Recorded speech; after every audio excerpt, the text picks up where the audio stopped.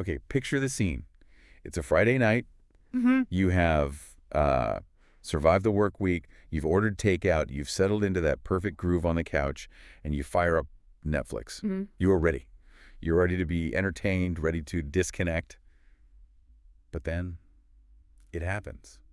The paralysis. The dreaded scroll. The scroll of death. You look for something, you watch a trailer, you read a synopsis, you hesitate, and then, I don't know, 45 minutes later, the food's cold, you're frustrated, and you just end up rewatching The Office for the 1,000th time. We have all been there. It just feels impossible to make a new choice. It is. It's the classic paradox of choice. When you have everything, you end up watching nothing. And honestly, right now, it's early February 2026. The amount of new content is it's overwhelming. You've got the Oscar nominees, new originals, classics coming back. It's a content tsunami, literally. But that is why we are here. We've taken a whole stack of reviews, data, articles, and we are going to be your filter. Think of this as a mission for you. We're not just, listing what's new. We are filtering for quality. We're taking a data-driven approach, specifically looking at Rotten Tomatoes scores of 90% or higher, plus critical acclaim, to build the perfect watch list. We're cutting through the noise. And what we found is, honestly, it's pretty diverse. We have a heist movie that basically predicts the entire Yellowstone craze. Oh, for sure. A documentary about people secretly living inside a shopping mall, which is just wild.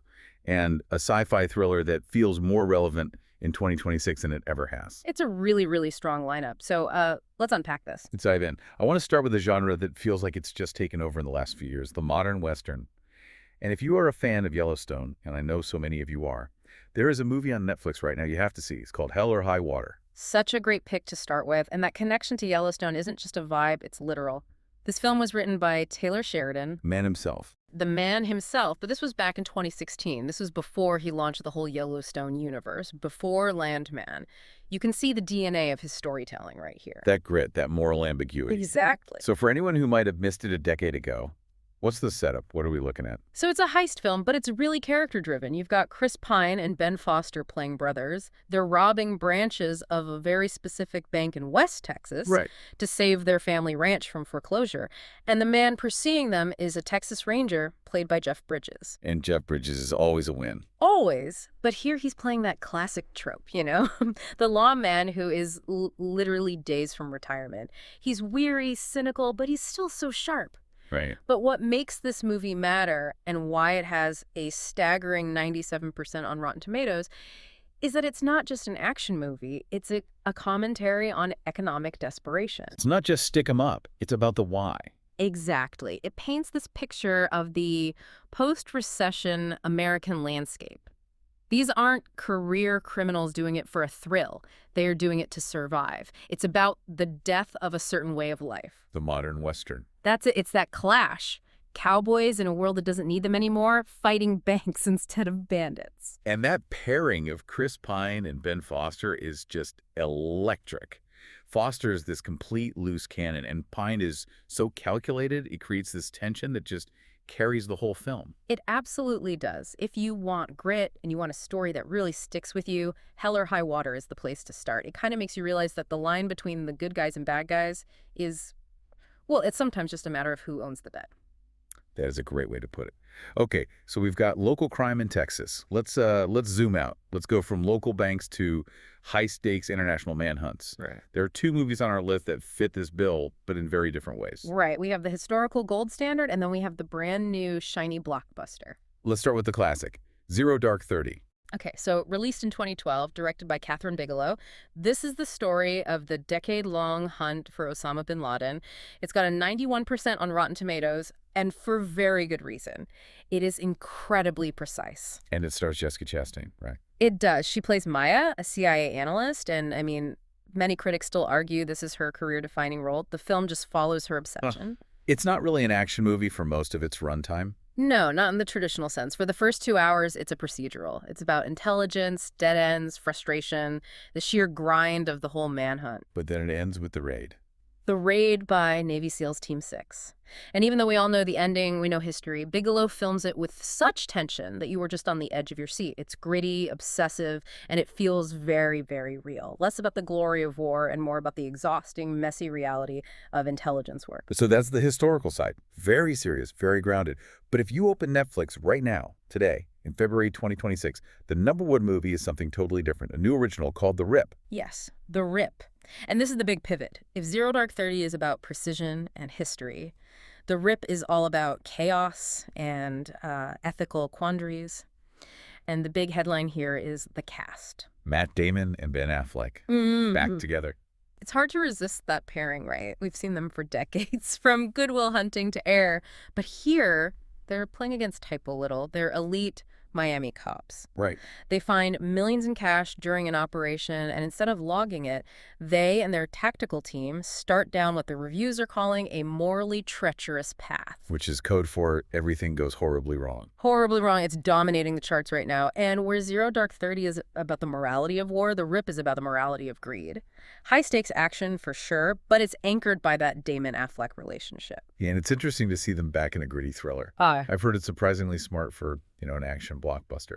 It is. It's not just explosions. It's about the pressure of that decision. Do you take the money? What happens when you do? It explores how fast good people can justify bad things when there's a retirement fund on the line. So if you want history, Zero Dark 30. If you want to be part of the current cultural conversation, The Rip. That's the choice. Love that. Okay, I want to shift gears completely. We've done crime, we've done war. Let's talk about monsters. But maybe not the kind under the bed. We're talking man-made monsters. The AI anxiety double feature. This is such a fascinating pairing. We have one film from 2014 that basically predicted this moment we're living in now, and one brand new film that reimagines the original monster story. Let's start with a prophecy, Ex Machina. Ex Machina, written and directed by Alex Garland, who, later gave us Civil War 28 days later. This movie came out in 2014, has a 92% score. But watching it in 2026, it just hits different. Oh, absolutely. Back then, AI felt like science fiction. Now it's just Tuesday. Precisely. The premise is so simple. A programmer, Domhnall Gleeson, wins a contest to visit a reclusive tech CEO, played by Oscar Isaac. The goal is to perform the Turing test on an AI named Ava. To see if she can pass for human. Exactly. But the movie isn't really about the tech. It's about manipulation. It explores who's really testing whom. Is the AI manipulating the human? Is the creator manipulating them both? With the AI boom of the last few years, this film just feels like a modern masterpiece. It captures that anxiety we all have right now. What happens when the thing we create becomes smarter and more deceptive than we are? And Oscar Isaac is just brilliant as a slightly unhinged genius tech bro. He just nails that specific brand of arrogance. Which brings us perfectly to our next one. Because Oscar Isaac is apparently now the go-to guy for mad scientist roles. He's also starring in Guillermo del Toro's Frankenstein. This has been one of the most hyped movies of the last year. And for good reason. It's a fresh adaptation of the Mary Shelley novel. It just landed on Netflix, and it's a heavyweight. We are talking 9 Oscar nominations for the upcoming ceremony. Best Picture, Adapted Screenplay. And the casting is wild. Oscar Isaac as Dr. Frankenstein and Jacob Elordi as the monster. And that's the draw. Del Toro is a master of empathy for monsters. He doesn't just make them scary, he makes them tragic. Think of The Shape of Water or Pan's Labyrinth. He loves the outcasts. He does. And the scores are interesting. Critics gave it a solid 85%, which is great. But the audience score is a massive 94%. Wow, that's a huge gap. That usually means the movie strikes an emotional chord that maybe some critics were a little too cynical for. I think so. It tells me this is a crowd pleaser. It's visually stunning because it's Del Toro, but it connects on an emotional level. It's about the responsibility of creation. So you have these two sides of the coin. Ex Machina is the cold, intellectual fear of creating artificial life, and Frankenstein is the gothic, emotional tragedy of it. I love that comparison. Okay, I need a palate cleanser. We've had heavy moral dilemmas, tech anxiety, heists. I want something weird. Give me the cocktail party story. What's the documentary recommendation? I have the perfect one for you. And honestly, this might be my favorite thing on the whole list just because it's so bizarrely human. It's a documentary called Secret Mall Apartment. Secret Mall Apartment. That sounds like a YouTube video title, not a legit documentary. It is. And it has a 98% on Rotten Tomatoes. Near perfect. So here's the story. Between 2003 and 2007, a group of artists in Rhode Island found a hidden utility space inside the Providence Place shopping mall, Inside the mall. deep inside the structure, in a void in the parking garage. And they didn't just squat there. They built a 750 square foot apartment. They put up a cinder block wall, tapped into the mall's electricity, brought in furniture. They lived there on and off for 4 years without getting caught. That is insane. How do you even do that, and why? Well, that's the why it matters part. It wasn't just a prank. It was a protest. They saw the mall as this symbol of gentrification that was pushing local residents out of the city. So they decided, in a very literal way, to inhabit the commercial space that was displacing them. Living in the belly of the beast. Exactly. But the documentary is also just fun. It satisfies that "I can't believe this is true" itch. And I think that's why it's resonating. We get so much true crime, so many murder docs.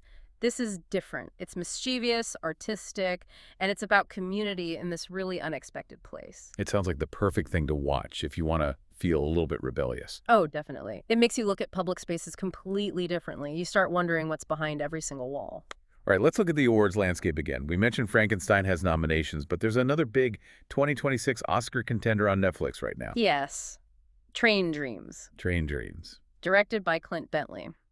This film picked up 4 Oscar nominations, including Best Picture and Best Cinematography. It stars Joel Edgerton. Who is always fantastic. What's the vibe? It's a period piece. Edgerton plays a railway worker in the early 20th century. He suffers a profound personal loss, and the film follows him as he grapples with that grief while America is just rapidly changing all around him. So a bit heavier. It is. It's quiet, it's beautiful, and it's sitting at a 95% critic rating.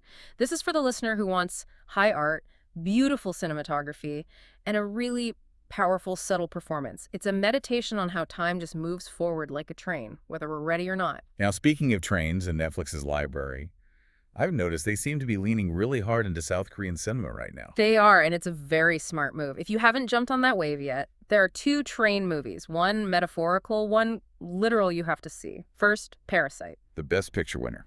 The first non-English language film to ever win Best Picture.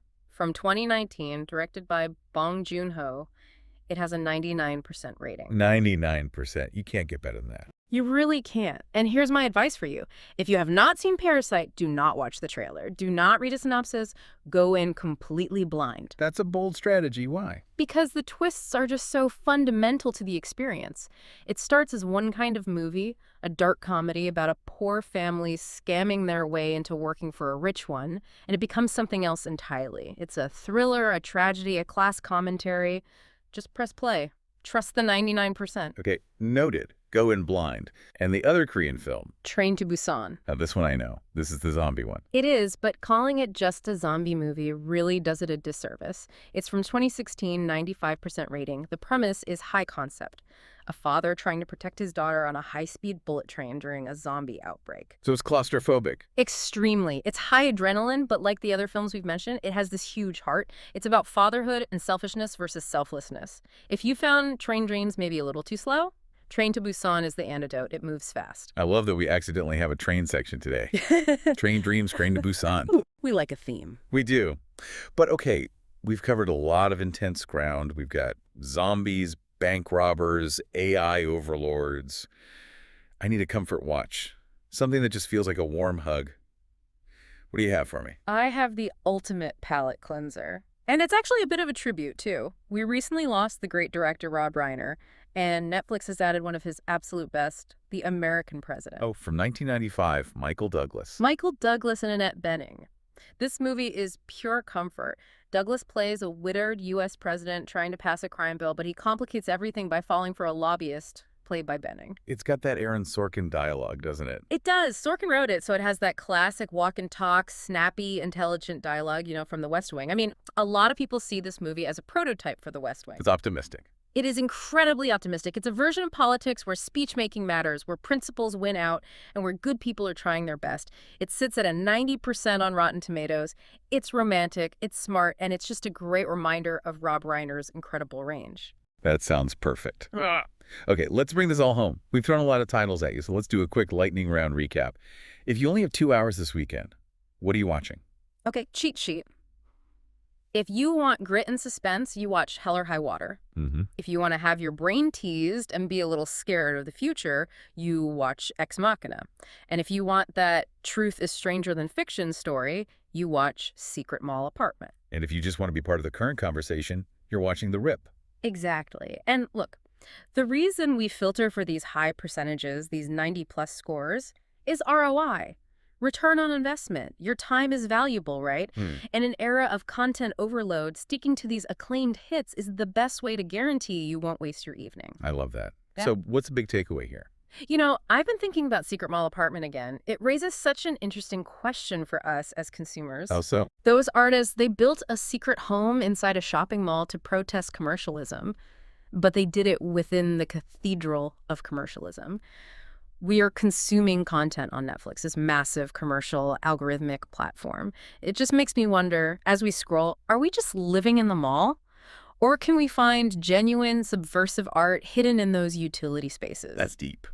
It's something to chew on. Wow. Can you find the art inside the algorithm? I think with movies like Parasite or The Secret Mall Apartment or Hell or High Water, the answer is yes. You just have to know where to look. And that is why we are here, to help you look. Thank you for listening to this deep dive. Go watch something good, and we will catch you next time. Happy streaming!